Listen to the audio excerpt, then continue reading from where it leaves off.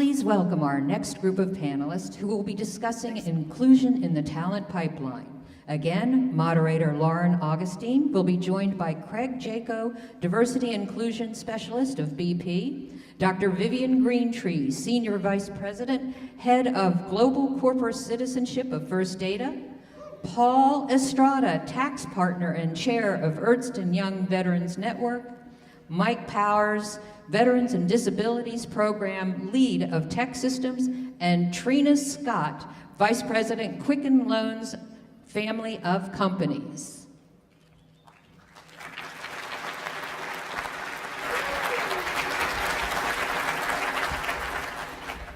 Thank you all so much for, oh yay, I don't have to be Sergeant Augustine. It's been a minute since I had my NCO voice. Thank you all so much for joining us this afternoon. We've really laid the foundation for why we're having this conversation. Being inclusive is important, not just for veterans, not just for your one individual company, but for making us a better nation all around and a stronger community, a stronger population. You guys up here today represent some really important and key players in our economy, really, if you sort of think more globally. And you are all committed to being inclusive of veterans, and we really want to dig into why, how, and what you're doing. So we're going to go ahead and start with really quick introductions, and so if you want to say who you're with, what you do for them, and then why your company wants to be inclusive of veterans. And if you want to go ahead and kick us off, Greg. Sure, yeah, thanks. So my name is Craig Jaco. I'm a diversity and inclusion specialist with BP, a big gas and oil company. I've been with them about 26 years now. And I work within our trading business.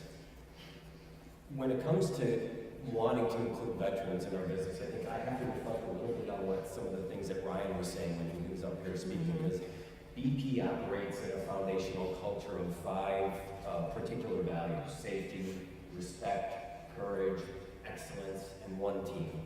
And when I heard him speak about what were the things that motivated him to be in the military and stay in the military, those are the things and those are the values that we hold dear here in BP as well. So BP recognized that quite a while ago and said, you know, we need to tap into veterans and their experience and their self-discipline and their courage and bring that into BP, because we really think that that's going to make us successful as a business. Great.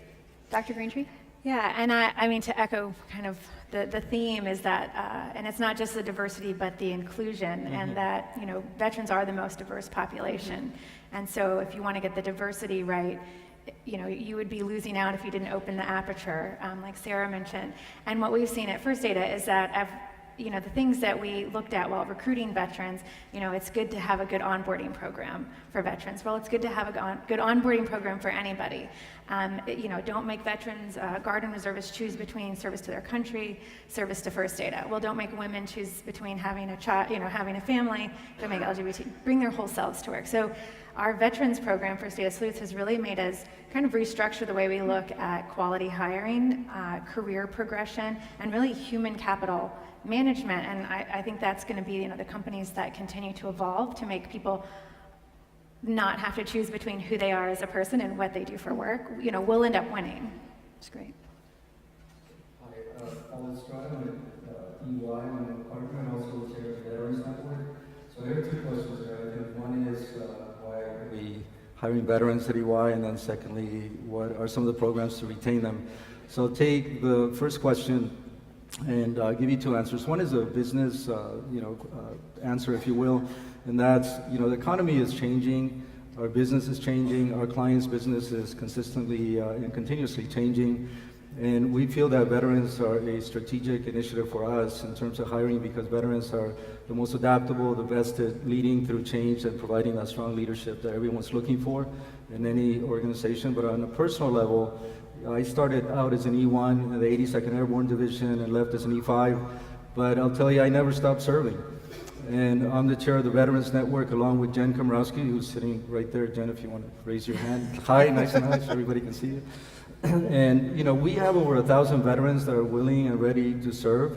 And that leads into the second question, I think, which is what do we do about retaining our veterans? And I think the best thing I can say is just think about the military and how when you join, you had a squad leader, right? You had a platoon leader, company commander. We try to mimic that as much as possible. Now, we're not going to make you come in and do push-ups or sit-ups or anything like that, but we want to have a very similar structure.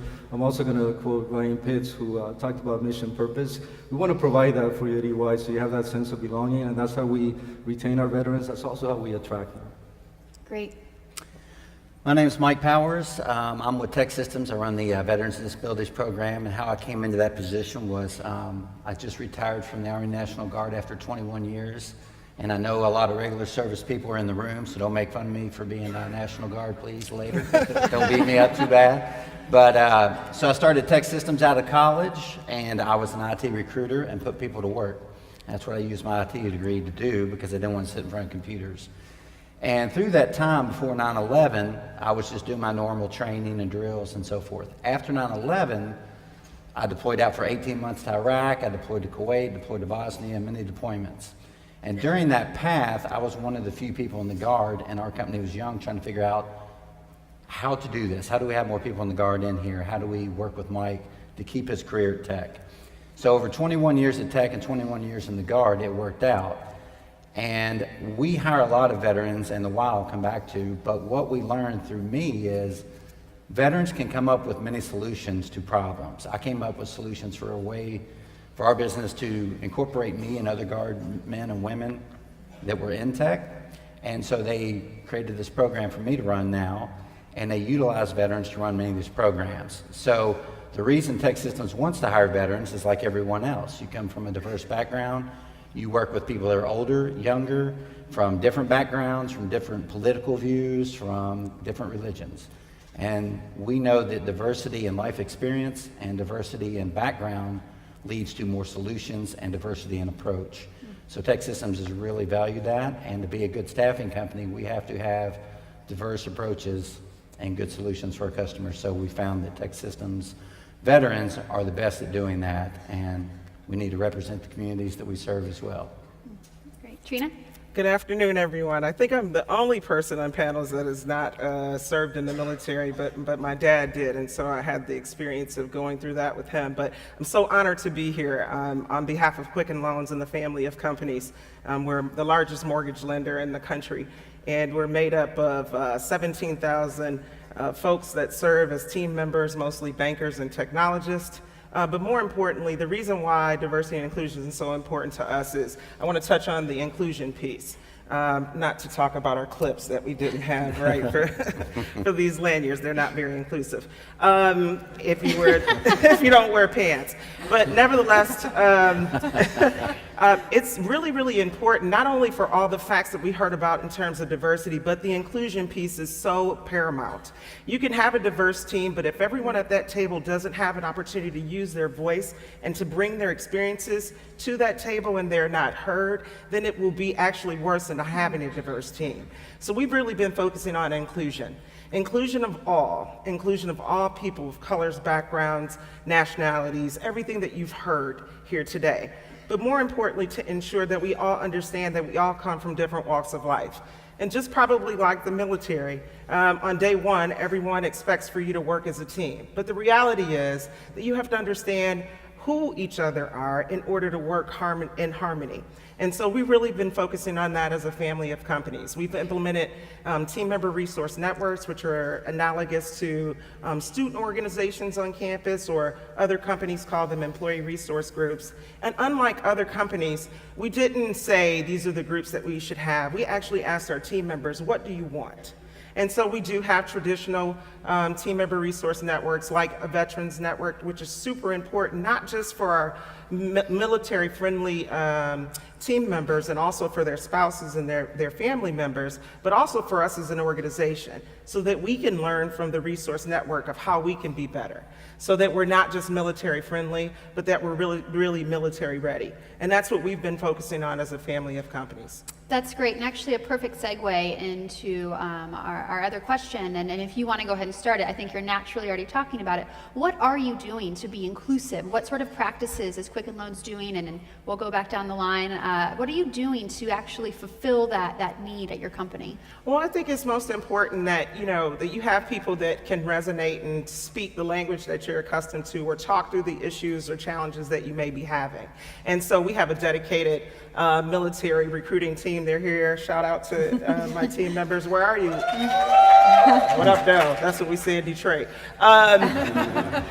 But it's really important that we have individuals that can talk about the things that are super important in terms of transferring from going to the military life to civilian life, really understanding what that means. Not only are we doing that for recruits, but we're also doing that on the business side to ensure that when we're talking to our mortgage customers or clients that are coming in, that we understand that transition from when you may just be getting ready to retire to finding full-time employment. What does that look like in terms of looking for a loan for a home? How does that feel? Where do you want to plant yourself? So having team members that have been veterans, we have over 600 team members that are veterans, that served in the military. It is super important that we can speak the language so that we can understand and connect in the space that you're in. And so those are some of the things that we're doing outside of team member resource networks. We really are in tune to making sure that our team members understand what we all bring to the table and how we can value that. Thank you. That's great. It's great to hear. Yeah, so at TEKsystems, some of the things we're doing to be inclusive, similar to Trina, we have employee resource groups for pretty much any demographic that works within our company, and we're always continually looking to improve that and grow them. But one of the biggest things we've learned being a staffing company, you can hire people from all walks of life, but if you lose them quickly, it's just as bad, just like Trina was saying earlier. Yeah. So one of the things we learned early is to develop people and integrate them quickly. An example with veterans, one of the things we learned, we hire veterans, but what we learned along the way is if you can bring a few veterans in on the same day. If you're going to hire a couple, don't have them stagger out, bring them in the same day so they've got somebody across from them with a commonality in the background. That's one of the things we learned. The other is you have to integrate them and train them and promote them quickly. And as we brought people in, one of the biggest lessons about being inclusive is we got to have representation at every level. They can't be at the entry level. So as we looked at our organization, how do we promote up? How do we get veterans? How do we get spouses? How do we get people of color, LGBT moved up? And so we came up with programs such as Emerge, ELP, things like that, because we learned that if you give them access to the leaders where they normally wouldn't get it, very purposeful, bring them in on a workshop, take them to corporate, give them access to leaders for a week. That access leads to relationships, which leads to those leaders wanting to develop those people, which leads to opportunity down the road. If they don't have the same access to those leaders up above, people a lot of times will get promoted or do things that are unconscious bias. They promote people they know.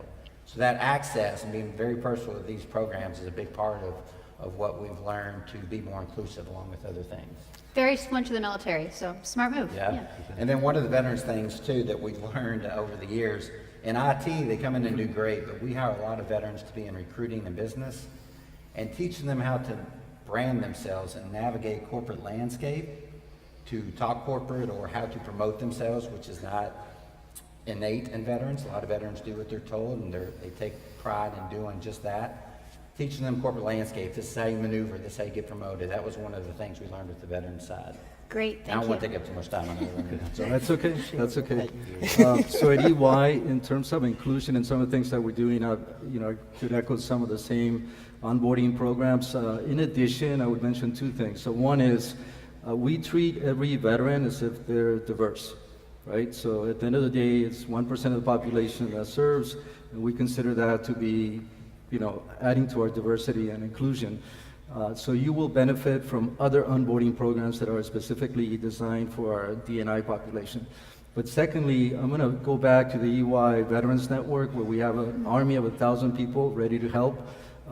We're really focused on the purpose and the mission of every person that joins. And I'll be very frank about this, it's hand-to-hand combat, right? Every different person has different needs, and we focus on that at the regional level. So we're set up as a national network, but with subunits at the region. And those are very active folks that are right there to coach you, guide you, and help you every step of the way to make it a very inclusive environment. I know we're running out of time, so That was very I'll stop inclusive, here. yeah.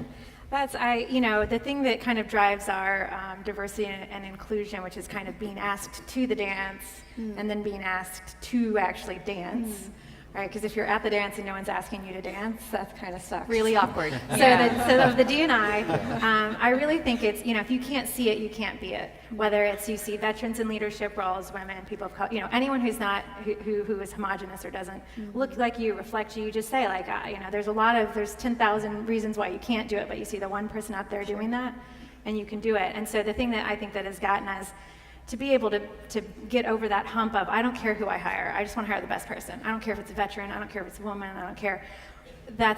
We have to set up our processes to open the aperture and make sure that because potential is universally distributed across all of the dimensions, but what's not is opportunity. And so if we're cutting out large swaths and just recruiting the same people from the same place who do the same thing, then that's on us with our processes. So I would say live and die by the data, the metrics, because otherwise you'll never get to that point of casual inclusivity where you have something, some kind of event, and you see people represented from across the spectrum. Great. Yeah, so I think BP is on the same journey as a lot of the other companies here, where we think we have the diversity part pretty good in place. So all the differences you see around gender and ethnic minority, sexual orientation, all those things, it's the inclusion piece you really are now focusing on, and how do we value those differences in the organization, right? So specific to our military placement program, we bring folks in for a 12-month assignment. They're given a full-time job, assigned a mentor who has military experience and can kind of guide them through a very complex and structured organization. Training, both tactical training and the soft skills training too, around interviewing skills, CV writing, things like that. And those are the things that we hope will help bring them up through the organization. When it comes time that 12-month assignment ends, then we help them kind of find a permanent role in the organization that's going to fit and build upon those skills that they've brought in that are so critical to our success as a business. So a nice onboarding process. Yeah. That's great. This is a really optimistic conversation, and you all bring so much value and idea and hope for this inclusive workforce that we're all striving for. Thank you so much for bringing that to the stage today, and can we please give them all a round of applause? That was great.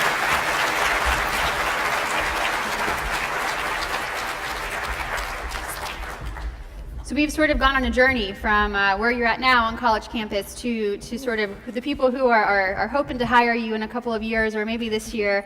And what we're going to really talk about now is some of the companies that are doing great things to be inclusive and mindful of that inclusivity throughout your career. And to kick us off with that, I'd like to welcome TEKsystems, who's the Chief Inclusion and Diversity Officer for PGIM. If you want to come up and give us a few opening remarks, that would be great.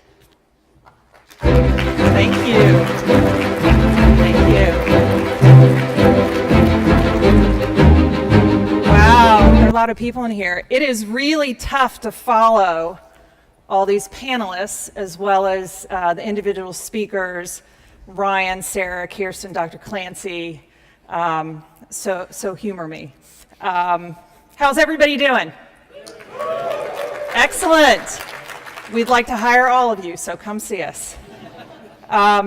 So as Lauren mentioned, my name is TEKsystems. I am the newly appointed Chief Inclusion and Diversity Officer at PGIM. A lot of words in that title, but at the end of the day, I look after the culture and aspire to help create the best culture and attract the best talent to PGIM, which is the global asset management business of Prudential Financial. So I am thrilled to be here alongside my PGIM colleagues. I see a number of you in the audience, as well as my colleagues from Prudential, our parent. Hello. It's a quiet bunch. But I'm thrilled to be here representing Prudential and PGIM but also as an American citizen who is standing on the shoulders of my own ancestors who served in the military. Like Trina, I think, and others, I have not served in the military, but according to my mother, who knows all, she's a genealogist actually, but she insists that we have had ancestors in every war, colonial days on in America, and in just about every war around the globe, which I would suspect if you all had very detail-oriented mothers who were genealogists, you would find the same. But I just want to thank you for your service and for all that you're doing for your own families and future generations that my ancestors have done for me. So thank you to all of you. So one particular ancestor who was very quirky, my great uncle Norman, I was reminded recently by my mother that he was a Navy frogman in World War II. Hoo-yah! Yeah, he did it better than me. But he frequently recounted what I came to understand the frogman creed to my 3 brothers and me throughout our childhood, daily it seemed. No man, woman, or child should be left behind, and failure is not an option. This was handy advice during and after my frequent fistfights with my 3 brothers. But kidding aside, it's rules that I try to explain to my children and their friends that hopefully will make Uncle Norman proud. So given my family history, I'm honored to be a part of PGIM and affiliated with the SVA. Those mantras of Uncle Norman: teamwork, honor, leadership, excellence. These are character traits that are revered at Prudential and PGIM. Personally, I agree with a lot of the other speakers and panelists. I think there is no other talent pool that offers the richness and depth, the diversity of experience, expertise, as Dr. Clancy mentioned, wisdom and dimension in the universe as our military veterans. My view is veterans derive superior performance. I think we heard earlier that veterans tend to achieve more in their education. You spark our best ideas. You lead our businesses. Andy Sullivan is a Navy veteran, a case in point. Prudential Financial has 3 major businesses, and Andy Sullivan is the president of one of the largest and most successful of them. I guess you could say we are all in with veterans, and equally we're all in with the SVA, which we're delighted about. So in addition to supporting this conference annually, and in fact, my predecessor, for those of you that made it here last year during the big unnamed snowstorm, my predecessor, Kathy Verhoff, spontaneously gave the keynote speech, which I'm sure is much better than mine is. But to highlight, in addition to sponsoring this conference, there are a couple other things that we're really proud of and really excited and honored to be a part of. We're rolling out the financial readiness programs. What this means is we are customizing programs that we roll out to Prudential customers so that they speak and resonate with military vets. Our goal is to help vets transition from military to civilian life. This means I'm a minute and 20 over? Okay. Sorry, I just saw my picture. It's very big, and I saw a clock. The point is, we're trying to create these tools, rolling out digital tools to the SVA, custom content as well, to help you with your own financial planning. These are not necessarily skills or content that you are familiar with by virtue of being a part of the military. Things like student loans, budgeting, retirement planning, investments, healthcare. In fact, we're having a session tomorrow. I won't be speaking there. I encourage you to attend. That's entitled "Tools to Get Your Financial House in Order." And so that's a program I'm quite proud of. The second, I think we'll talk about during the panel, the SVA Leadership Institute, which we've sponsored for the last 3 years, which hopefully will result in one of you becoming the future CEO of PGIM or Prudential. Yeah, you, whoever said that. So hopefully Uncle Norman would endorse what Prudential and PGIM are doing with the SVA. Thanks for having me. Thanks for helping PGIM and Prudential do good work. And I would like to invite the panelists up for the next session. Thank you.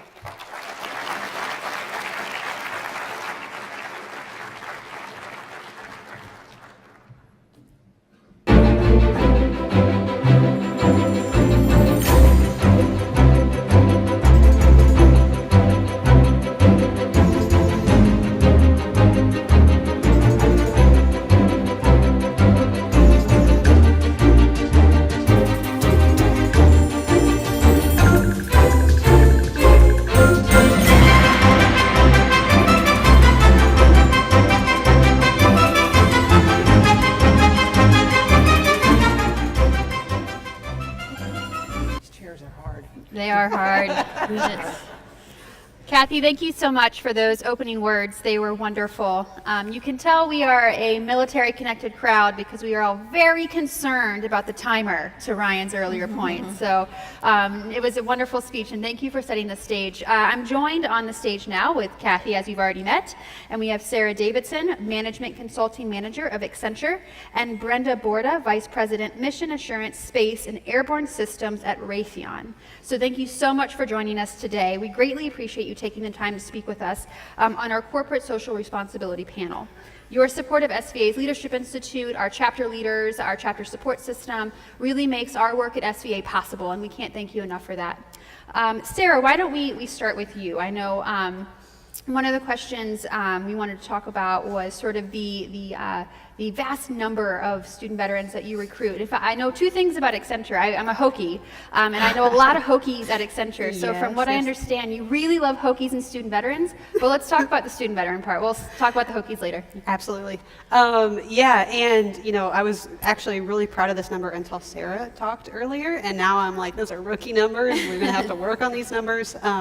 But we have a goal of recruiting 5,000 military veterans and their spouses by 2020.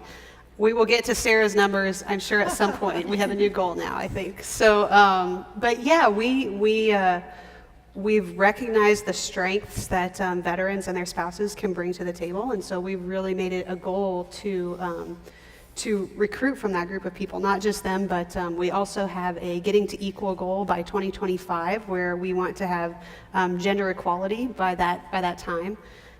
We were the first major professional services company to publish our U.S. demographics numbers. So we didn't just make the commitment, we also made it possible for everybody else to hold us accountable to making that commitment, which I think is a pretty huge deal. It's easy to say you're going to do it, but then to allow everybody outside of your company to make sure that you do it, that makes the difference as well, I think. But yes, we recruit. We are on our way to that goal. We are not there yet, so you guys are part of helping us reach that goal. Keep that in mind. Your chances are good. Thank you, Sarah. Brenda, given your role, women in STEM is a particularly important issue for you. Can you sort of explain why and how you're working to recruit women in STEM fields and what you're doing to make them feel inclusive in the workforce? So at Raytheon, it's a technology company. I myself am an engineer, and I have engineers who work for me. I am also a veteran, so I'm a retired Navy commander. And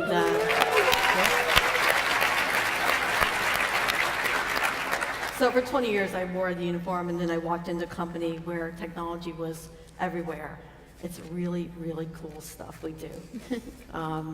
If you walk the halls, I mean, there are the famous names of our our products that have been around for 50 years, Patriot, Standard Missile. Everybody in the room can relate to one of our products. You've used them, you've touched them. I did on active duty too.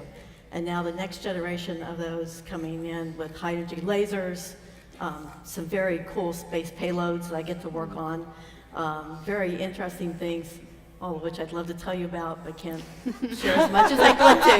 But hey, Maybe in a few years, right? Maybe in a few years. No, you come join me. I can tell you everything. So, you know, if you want to know where the cool stuff is, you want to come work for me. Hey, I get to, just like Amazon, you know, I can pitch here too, right? Yeah. It's not all about, you know, flying and stuff. And there's other things that are cool. Undersea, you know, we got it all. Hey, what can I say? But, you know, we take it, and it's interesting because I'm a very senior engineer in the company. My boss is Roy Azevedo, and he works for Tom Kennedy. So that's my chain of command. It's like 2. So it's impressive to see Tom Kennedy, also is a veteran, Air Force veteran. So our CEO is an Air Force veteran. Roy is not prior military, but he is our senior leader advisor for RAVETS the next 2 years. So RAVETS is our Raytheon Veterans Employee Resource Group, of which I'm the global president for the next 2 years. So it's a step up for us as women to be part of the global push on veterans in general. But the point is that if you came to a company like Raytheon and you're a woman in engineering and science, there's a sponsorship. It's not a mentorship, it's a sponsorship. We are looking to move people up in the organization, to have them take the next steps, to learn about really cool stuff, to equally go on we deploy people too around the world. I had folks that worked around the world in my last job. So we're not just a company of El Segundo or McKinney, Texas, where I'm currently at, or Tucson. We're a company that the sun never sets on, and it's really cool. That's great. Kathy, you alluded to your support of SVA's Leadership Institute. Can you tell us why that's important for you guys to support? Yeah, but first I'd like to say Amazon is cool. Raytheon's pretty great. Financial services rocks.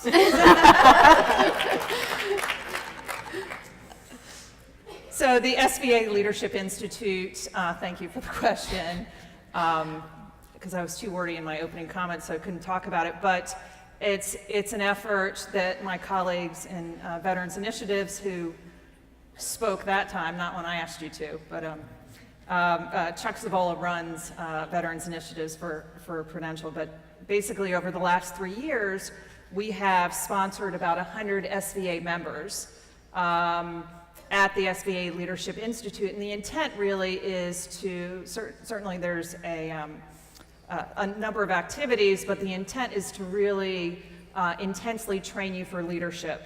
As I said earlier, would love to see a number of you as future CEOs in the financial services industry, preferably at Prudential. But we see veterans and students in the military as just such an incredibly rich talent pool for public industry, private industry, for just the workforce generally across America, and see that there's such tremendous value to be unlocked there. So we very actively support this program on an annual basis, and you know, as I said, selfishly counting on some of these graduates to take some pretty esteemed leadership positions across the public and private sectors. That sort of leads into our second question, and across the board here, what do you do to encourage student veterans through higher education and into your companies to really provide that diverse and inclusive population in your workforce? You want to go ahead and start? You let us off with that intro there. Yeah.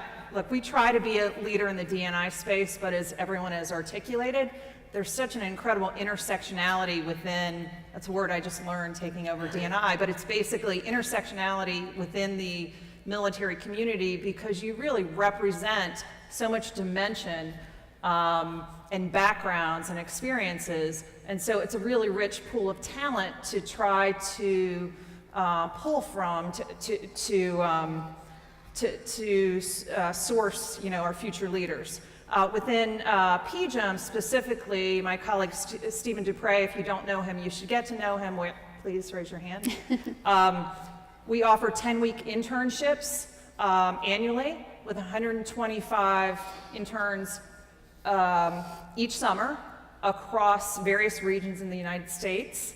In fact, we're recruiting here. Did I say that earlier? We're recruiting here for a number of those internship spots. What's worth noting, however, is the great care that, and I'm sure that's the case with a number of the other companies here, the great care that we take with our interns to make sure that they have a terrific experience. And in fact, it's worth noting we have a really good track record at our interns being placed into finance and technology roles. And so really those roles that create the future leaders of the company. And then finally, I think somebody said, see it to be it.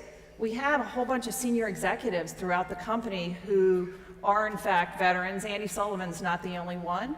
And so I think that helps provide visibility and evidence to our veterans that they got a shot at that job as well. Sure, absolutely. How's Raytheon doing? They're doing great. Great?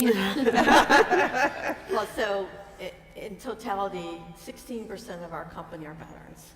So everyone, awesome. They're walking the halls everywhere. They are the voice of the customer to us. They bring their experience, their real-world operational con-ops to us, and that's very valued in our company. It is how we move to the next generation of products. For our employee resource group, which I'll be leading the next 2 years, we have 5,000 in the organization today. It's a global, and it's also at a local level. So there's always someone to talk, someone to reach out to. The good point is, 3 of my sons were in the military. They now work at Raytheon. So, hey, gotta follow mom, right? Yeah, but they do. They're part of the ERG too. So it's an opportunity. It's helped them bridge from walking out of the Army and the Marine Corps into corporate America.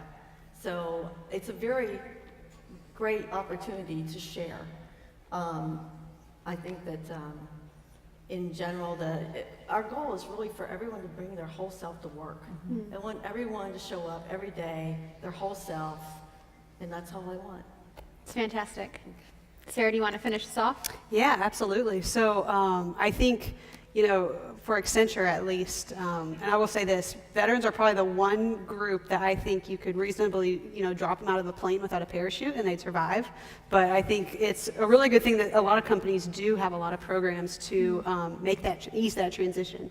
In the case of Accenture, we have development programs where, we bring you in and then we actually give you an opportunity to try different types of consulting. If you've never been in the consulting space, you may not realize how many different things you can do and subjects that you can actually work on.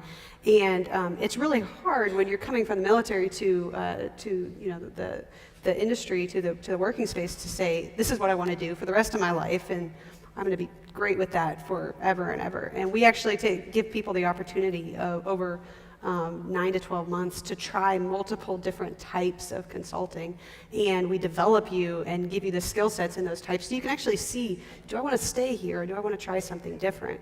And then once you made your decision, that's not permanent. You can always change that later.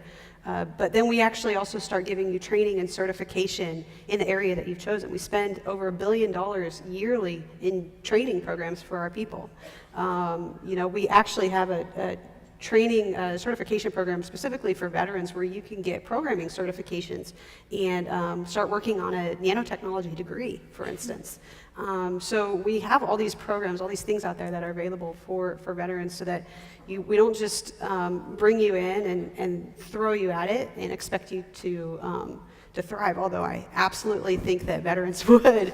But we really try to, give you all the skills and the knowledge to capitalize on those strengths and be the best person that you can be, that you're capable of. It's wonderful. Very supportive, drink water, drive on mentality. I like it. I hope that you have all learned a lot from today's discussion. I'm leaving very optimistic as a woman veteran myself, who is often the only one in the room that looks like me. I'm really encouraged and inspired by the work of all of you here today and what you're doing to make a more inclusive and diverse workforce. It's only going to strengthen our economy and strengthen us as a nation. So let's give all of our panelists a round of applause.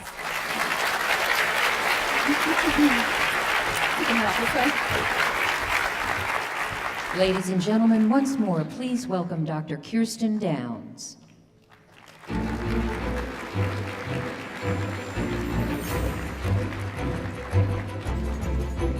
Thank you so much, Lauren, and thank you to all of our panelists and all of our corporations and schools and partners that were part of this session.